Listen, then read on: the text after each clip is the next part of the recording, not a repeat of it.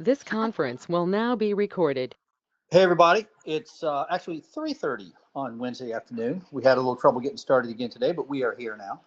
Uh, it's time for our Monday through Thursday podcast. This is a podcast where you will hear the actual science behind what happened in the opioid crisis, not somebody's opinion.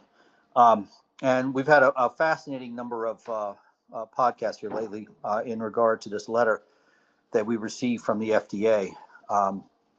And in the letter, they actually they pulled a quote from the citizens petition that I submitted to the FDA. Remember, we submitted the citizens petition back in December of 2024, December 16th, 2024 to be exact.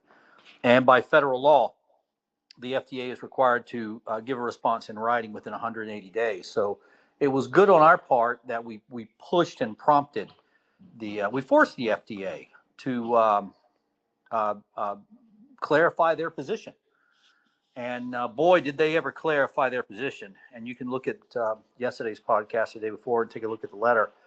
And in the letter, they actually pull a quote that I had written from the citizens petition. And I wanted to point out a couple of things about this quote. And that's what you're looking at on the screen right there in front of you. So I want to bring your attention to the screen.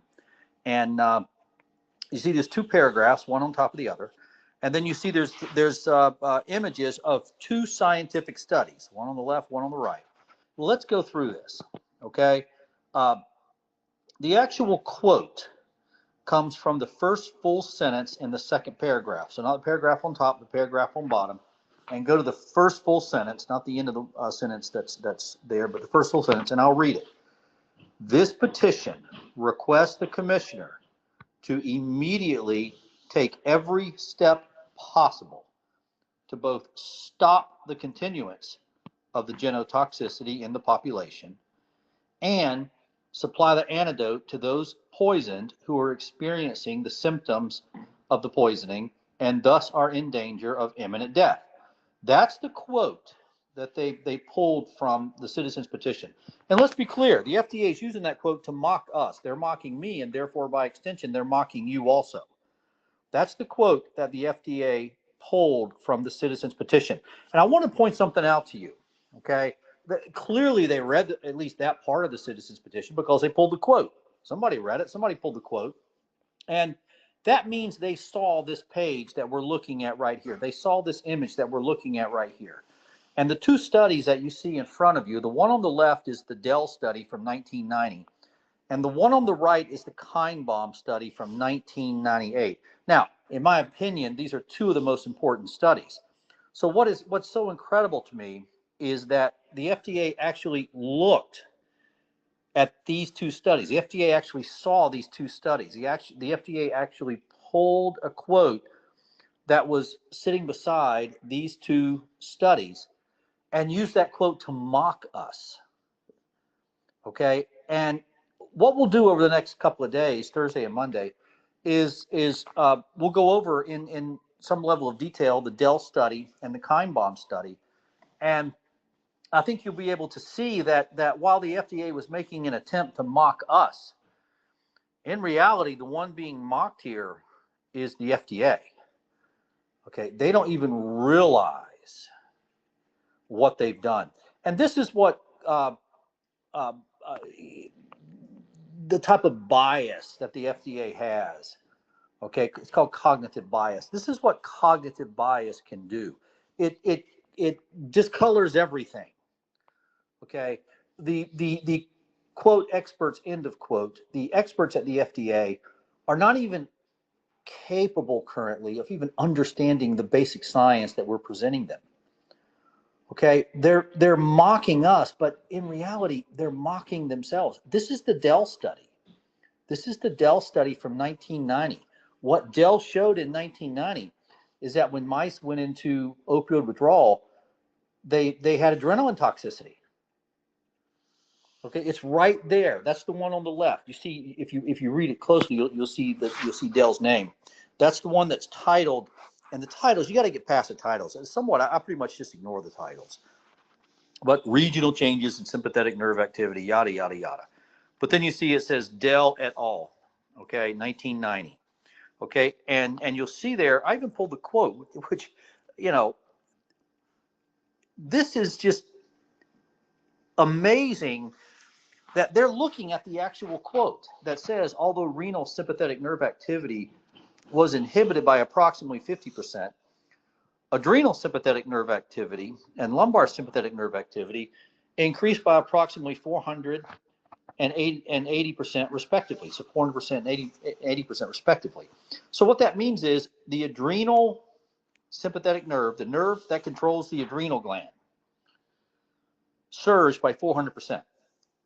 Okay, and as Dell showed in this study, when the mice got this huge, massive surge, basically the nerve just went out of control. Okay, little mouse went into withdrawal. Little mouse lost control of the nerve control in the adrenal gland, and the little mouse experienced adrenaline toxicity. Okay, and adrenaline toxicity is not always survivable. Okay, so amazingly, when the FDA pulled this quote to mock me and to mock us, they did so while this quote was right next to the Dell study. Now, Kinebaum, this is amazing also. Okay, Dell was working with mice, but Kinebaum was working with humans. Dell was 1990, Kinebaum was 1998. And Kinebaum was working with humans. And what Kinebaum did was I think it was 11 volunteers from the local methadone clinic, took them to the anesthesia room, put them to sleep, gave them some Narcan, put them into opioid withdrawal. And when the humans went into opioid withdrawal, they showed adrenaline toxicity. Okay, in fact, what's amazing about it, look at the title of this study. It's the one on the right. Okay, all you got to do is look at the first 5 or 6 words. Profound increase in epinephrine concentration. Profound increase in epinephrine concentration. Profound increase in epinephrine concentration. So the FDA went to page 2 of the citizens petition that was submitted December 16th and pulled this quote from page 2 of the citizens petition, but in so doing, they're pulling it right there from the Dell study and the Kinebaum study. Dell showed the adrenaline toxicity in the mice when the mice went into withdrawal.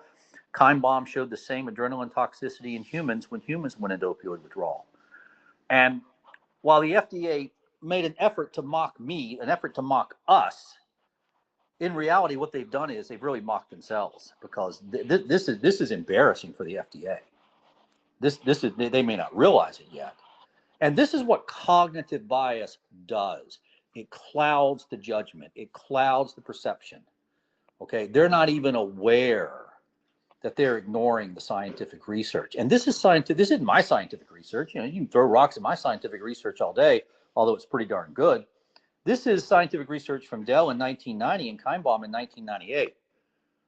Okay, and the attorney from the FDA just turned her nose up at this.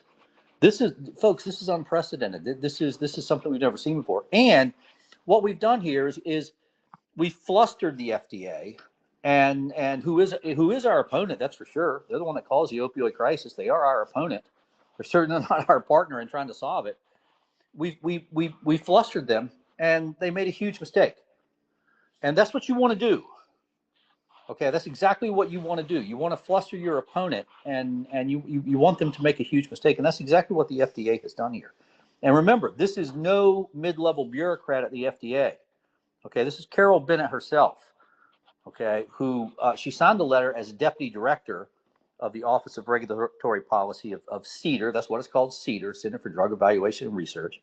Although several months ago she was the actual deputy, but she was actual director, not the deputy director.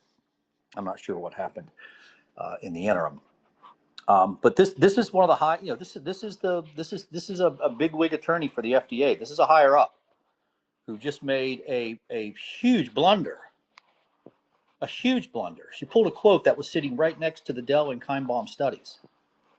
Let me say that again. She pulled a quote that was sitting right next to the Dell and the Kinebaum studies. Okay, I'm going to say that one last time, and then we'll hold here for today. She pulled a quote that was attached to the Dell and the Kinebaum studies. Okay, and oh, by the way, look at the bottom of the Kinebaum study. There's the quote that I pulled from the Kinebaum study. Concentration of epinephrine in plasma increased 30-fold. concentration of epinephrine in plasma increased 30-fold. Epinephrine is the medical term for adrenaline. Concentration of adrenaline in plasma, that's blood, concentration of adrenaline increased 30-fold. Okay, that's more than enough to kill a person with a heart attack or a stroke. More than enough.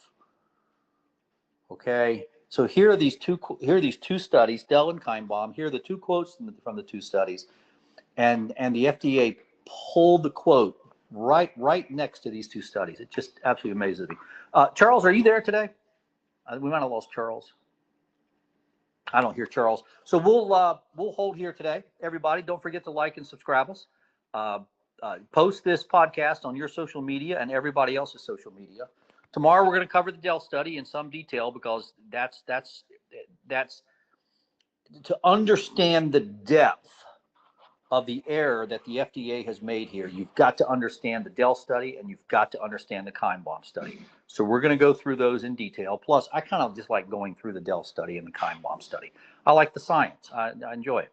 So we'll go through the Dell study and the Kinebaum study on Thursday and Friday. We'll hold here for today. Sorry we had a little trouble getting started today, but we're here, and we'll see everybody tomorrow, hopefully at 2:30. Have a great day. Thanks. Bye.